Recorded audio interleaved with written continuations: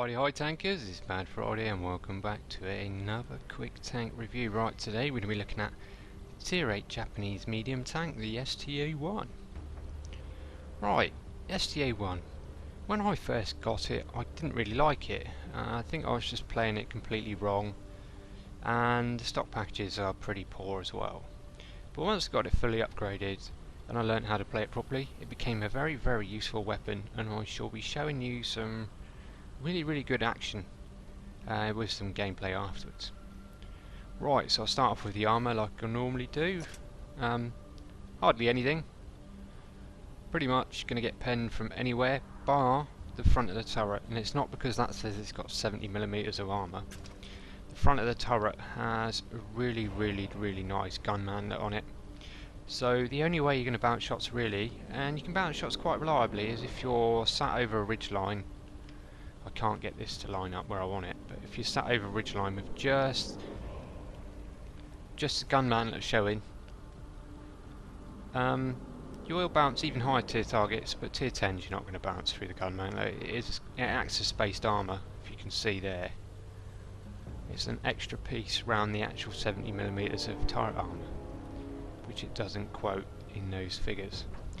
So if you know how to use ridge lines properly, you are going to bounce a few shots. But if you look around the gun mantlet, there are other areas, and this MG's hatch type thing, which people are going to pen quite easily.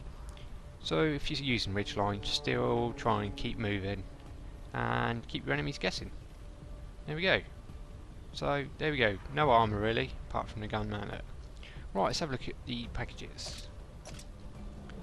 So stock tank is pretty poor, but that's exactly the same with any tank, so you've totally expect it. It will be really slow, the gun won't be very reliable, and the turret's not as good. And you can tell the difference between the two turrets because the stock turret doesn't have that hatch on the top. Anyway, right, so you get to this point, you do get a slightly better gun. This is where it's going to start performing, but still not as good as the fully upgraded tank. But again, like I said, that's the same with any tank. Good rate of fire, average pen, average damage, good aim time, and accuracy isn't great. This pack you get the bigger horsepower engine and some better tracks, so it starts to get a bit more manoeuvrable here and becomes a bit more fun. We won't go into that pack because we've seen the gun stats, but this is where it gets really good. You get 570 horsepower engine, which isn't great. It does, once it gets going, it goes, but it does struggle with manoeuvring and getting up hills and stuff like that. The track traverse is 44 degrees a second, which is pretty damn decent, but the soft stats aren't great, so on soft and medium terrain you won't get that 44 degrees of track traverse. The turret traverse is also pretty good at 42, that's not bad at all, and you get the nice 390 meter view range, which is what you need in a medium tank really. Right, so the tier 9 90mm gun on this thing is what makes this thing really good. Does 8 rounds a minute, decent pen for a 90mm gun, 219mm. I think it's only the Centurion one that betters that. Probably, I don't know if that's correct, but it's still 240 alpha damage. But the aiming time is nice at 2.29. and the accuracy is slightly better at 0.36, and in action this thing it's accurate enough to reliably hit every round. And the trick to doing well in this tank is to keep the gun singing, and hopefully I shall show you that in some gameplay. Right, just have a look at the equipment I've got on it. I've got improved ventilation just to help with aim time, well, all the major crew skills, aim time, reload time, the gunner's accuracy, all of that sort of stuff. Fitted a rammer, does do 8 rounds a minute, but this thing, it can chew up targets, and you need to, because you don't really have the armour to fight one-on-one, say with like a T-44 or something like that. So the extra DPM does help you fight your way out of a situation rather than bounce your way out. And coated optics, just because you have a nice base view range, it's always nice just to have that extra view range on top and get you near the spotting cap. So if you're on your own or you're working on your own, that extra view range will help you stop getting into a situation but you might not be able to get yourself out of. And that is that. Quick look at my supplies. Again, I always just run standard supplies. I don't use any premium for just public lobbies. I do have a healthy amount of heat ammunition, which this tank gets, because you will get into tier 10 games, and 219mm of pen with the standard rounds. It's good enough for tier 8 to 9, but when you start fighting things like E100s, stuff like that, you're going to need quite a few premium rounds. I would stock more, but as you can see, this tank only allows 50 in total.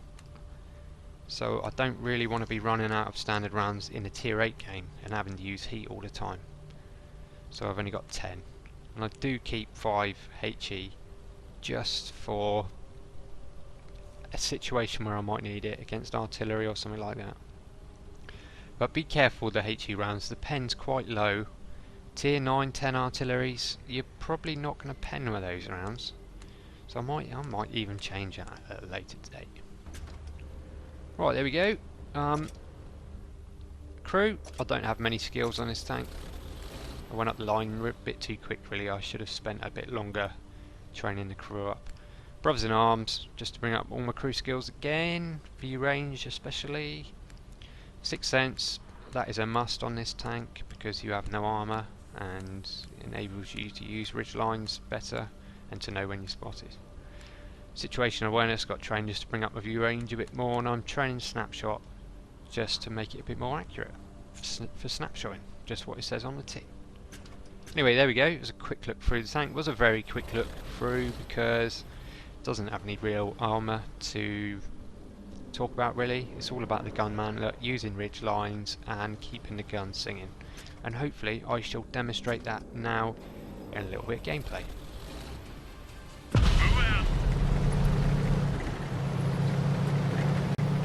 Right fellas, just loaded into mines. We're top tier. Getting jammed into someone. People always do that, they drive in front of you, hit you, and then decide to drive the way you were going anyway. Oh well, never mind. Yeah, loaded into mines, top tier, quite a nice matchup.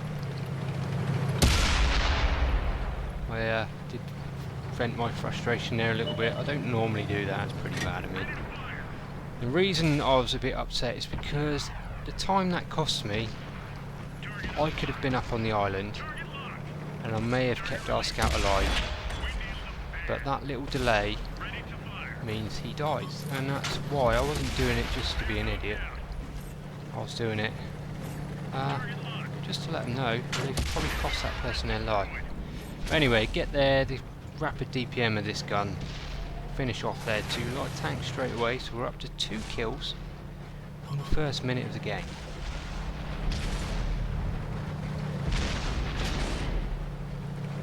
So I'm unspotted now, gonna go and have a little spot in this bush.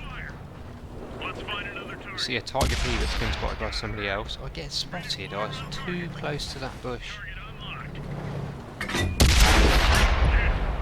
Alright, so he's firing APCR already, and we managed to bounce that one. Bounce another one. See, this is the only way you'll bounce shots in this tank. By just having your gun mantlet exposed, and that's pretty much it. Right, so we get the spot again, I pull back. Again, too close to the bush. I should be pulling back till the whole bush. There's no transparency in any of the bush. But the rapid DPM is just creaming this guy, even with standard rounds. That's a tiger pea. And that one pens, that went into that like machine gun port stroke sort of cupola thing there. Can't do anything about that. I'll take another one and get tracked. I repaired that quickly because there's an artillery and I'm right in his aim. I'm surprised I've not taken a hit from him already. Oh, that was a bad shot, auto aiming. Not really good enough.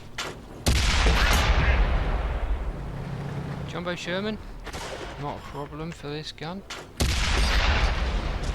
And that's kill number 4. It's been less than 3 minutes of this game done. See a low health 295E2, and that's kill number 5. It's starting to look bad now. After 3 minutes of the game gone, we're losing 10-5. Ready to fire. A whole host of enemy tanks pushing up here now, and I'm trying to get away. I've taken a hit. Backing up, backing up. Target unlocked. Need to track him. Give me a bit of time. Derp. Derped into a rock. I get tracked. That's probably going to be the end of me there. KV3 pushes round. Ready to fire. His lower plate's no match for this gun, even when nicely angled. So I've got 6 kills, the top gun. Looking for just one last shot before I die. Going for the front of the turret, and I donk it into his gun mantlet, and I get taken out. Right, so we're losing 14-6, and I'm on a top gun. And there we go.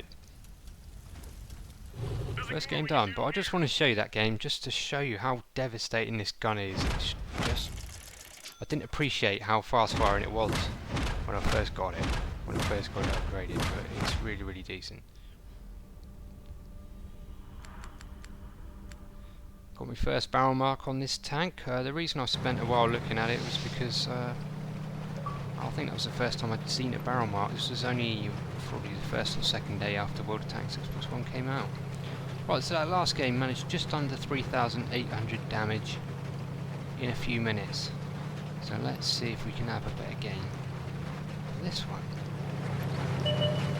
And also in that last game you just saw how bouncy the gunman was. That Tiger P was firing APCR at me, and I managed to bounce probably 2/3 of his shots.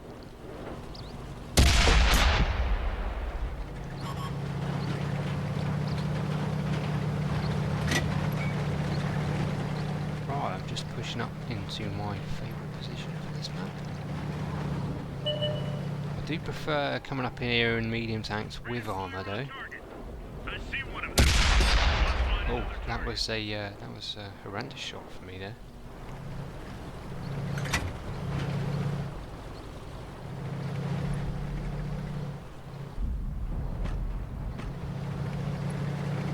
Just having a look round. Target locked. Target unlocked. Right, hit that chaffee in the end, set him on fire. You see there, Conspiracy's just come online. He's actually in this game. This day our Xboxes kept freezing, so we kept having to restart. So his Tiger 2 is actually up by our flag. You can see the yellow mark there by our flag, yeah. He's going to log back in, try to get back in and freeze again. So I'm going to have to redo it all over again.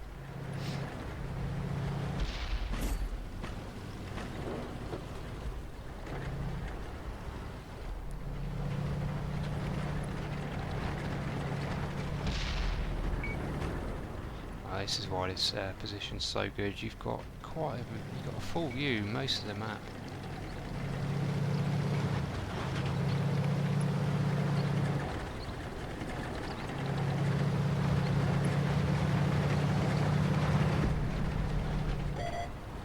Ready to fire on target.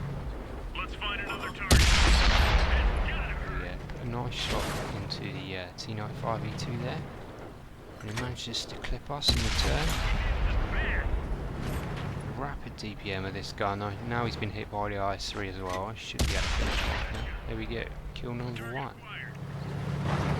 Target unlocked. Tiger 2's pushing. Plenty of pen on this gun. I was lucky to miss that artillery hit there. Let's find another target. There's another T95E2. He's just going to sit there. Target unlocked. I'll take a hit there. Even though the IS-3 was in front of me, that was that big sticking out cupola. I was a bit annoyed. When that IS-3 came up here, I knew it was going to be a bit awkward in this position. Alright, so I can see base now is in trouble. I'm going back to try and keep Conspiracy alive. He's now trying to reset his Xbox again. If I can keep him alive until he comes back on, I may be able to, he may be able to save us here.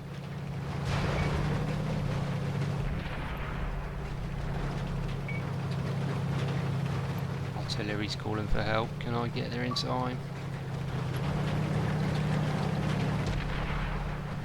he comes. There's a low elf Tiger 2. Boom. Saved our artillery.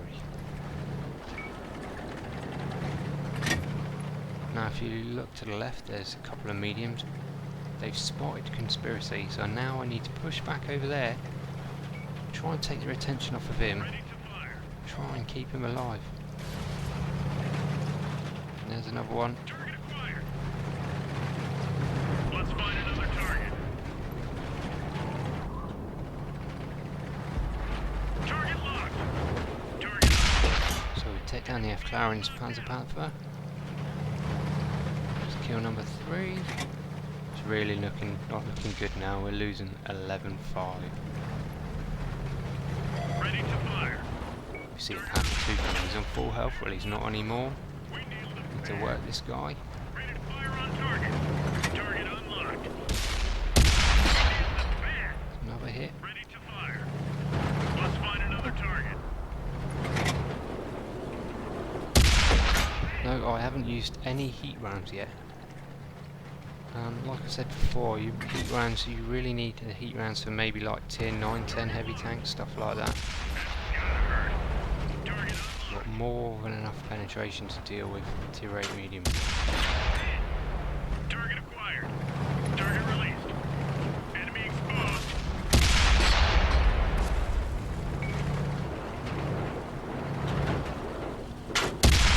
Gotta hurt.